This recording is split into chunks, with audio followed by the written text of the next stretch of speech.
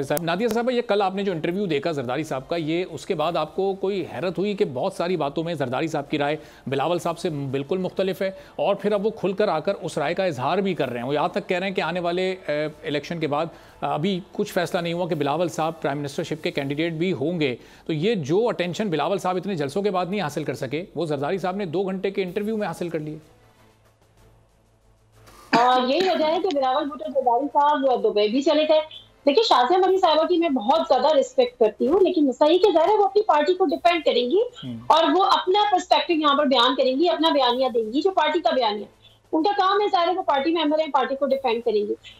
हमारा काम है जर्नलिस्टिक व्यू से देखना चीजों को और उसको बयान करना। देखिए, जरदारी साहब वो शख्सियत हैं, मुल्क के प्रेसिडेंट रह चुके हैं, कि वो रेगुलर टेलीविजन स्क्रीन पर नहीं आते। वो हर दूसरे एंकर के साथ टेलीविजन स्क्रीन पर नहीं बैठे होते। उनको इतना एक्सपोजर रिक्वायर्ड नहीं होता। वो जब टेलीविजन स्क्रीन पर आते हैं जब उसकी जरूरत होती है, वो तब वो इंटरव्यूज देते हैं जब उनको कोई खास मैसेज आगे कन्वे कराना होता है। और बहुत सारे हामिद मीर साहब बड़े पुराने पॉलिटिशियन है, वो सॉरी जर्नलिस्ट हैं, और उनकी बहुत अच्छी एक जिसको कहना चाहिए केमिस्ट्री मैच होती है जरदारी साहब से। बहुत सारे ऐसे सवाल, अब जैसे एग्जाम्पल देती हूँ मैं आपको कि उन्होंने कहा कि जी पीपल्स पार्टी इलेक्शन कॉन्टेस्ट करेगी, ये वो। तो उन्होंने कहा कि जी 2 पीपल्स पार्टी है, पीपी और पीपीपी, और उसका मैं हूँ, उसका क्या हामिद मीर साहब को ये पता नहीं था? डेफिनेटली पता था। लेकिन जिस तरीके से सवाल हुए और जिस तरीके से जवाब हुए, तो एक मैसेज कन्वे करवाना जरूरी था और वो मैसेज कन्वे हो गया। सबसे बड़ी बात ये कि आपने बिलावल भुट्टो जरदारी जो पूरी आपकी इलेक्शन कैंपेन को रन, बलूचिस्तान तो नहीं केपी गए हैं, उनको आप कह रहे हैं कि वो भी ट्रेन नहीं है। ये कह रहे हैं कि जी अक्सर घर के बच्चे जो हैं वो ये कहते हैं। फिर आप उस इंटरव्यू में ये कह रहे हैं कि वो जितना भी बोल रहे टिकट तो बिलावल को भी मैंने देना है। बिल्कुल। तो यहाँ पर बहुत सारी बातें, और बिलावल भुट्टो जरदारी साहब एक दफा नहीं, देखिए एक दफा होता है ना, आपने किसी जमात को एक निशाना बना दिया, नाम लेके मियां नवाज शरीफ सही, अभी रिकनेक्ट हो गई है। तो नादिया साहब, ये आपका पॉइंट भी अधूरा रह गया था, उसको भी मुकम्मल कर लीजिएगा। और फिर जिस मैसेज की आप बात कर रही हैं वो क्या मैसेज था? क्या वो ये मैसेज था कि बिलावल साहब आने वाले सेटअप में अगर पीपी जीतती भी है तो वो वजीर आजम नहीं होंगे? ज़मीर साहब फरमा रहे हैं कि जरदारी साहब खुद भी ये पोजीशन नहीं लेंगे, तो फिर वो कौन सी मरकजी सियासी शख्सियत हो सकती है पीपल्स पार्टी में जो फिर बिलावल भुट्टो साहब के लिए काबिल कबूल हो वजीर आजम के तौर पर? क्या वो गिलानी साहब होंगे, राजा परवेज अशरफ साहब हो सकते हैं? नहीं, देखिए ये तो मेरा ख्याल है कि इसका पीपल्स पार्टी तो इस पोजीशन में है ही नहीं कि वो हुकूमत बना सके।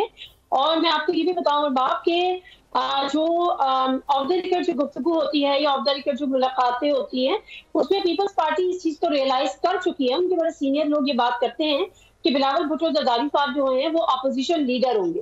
तो ये बात तो सख्त है।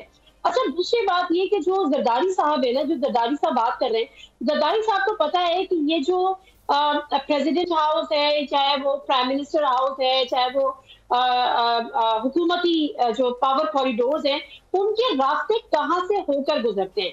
अब मामला ये है कि आप पूरी कैंपेन चला लें कि बिलावल भुट्टो जरदारी वजीर आजम बनेंगे, लेकिन हमें और आपको भी पता है और उनको भी पता है कि वो नहीं बन सकते।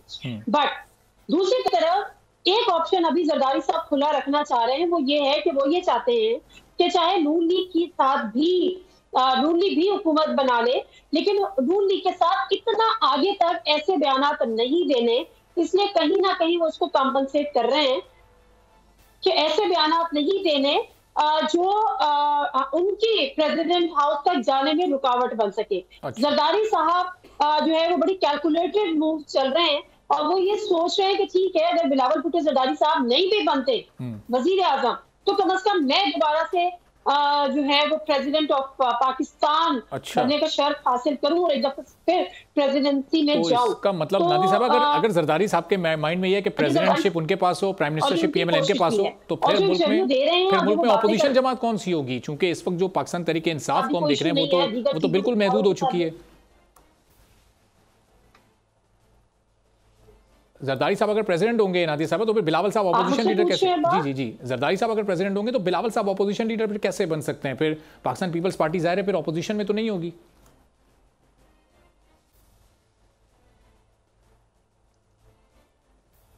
जी नादिया साहब, आपको आवाज आ रही है? बिलावल साहब ऑपोजिशन लीडर ही तो बनेंगे ना, लेकिन अगर जाहिर सी बात है नहीं, मुझे एक्चुअली थोड़ा सा मेरा ख्याल है कनेक्शन का थोड़ा प्रॉब्लम हो रहा है। जी जी आपको मेरी आवाज आ रही जी है? जी, आपकी आवाज़ आ रही है, आप अपनी बात जारी रखिएगा। मैं ये कह रही हूँ डेफिनेटली अगर वो वज़ीर आज़म नहीं बनेंगे तो फिर वो ऑपोजिशन लीडर बनेंगे।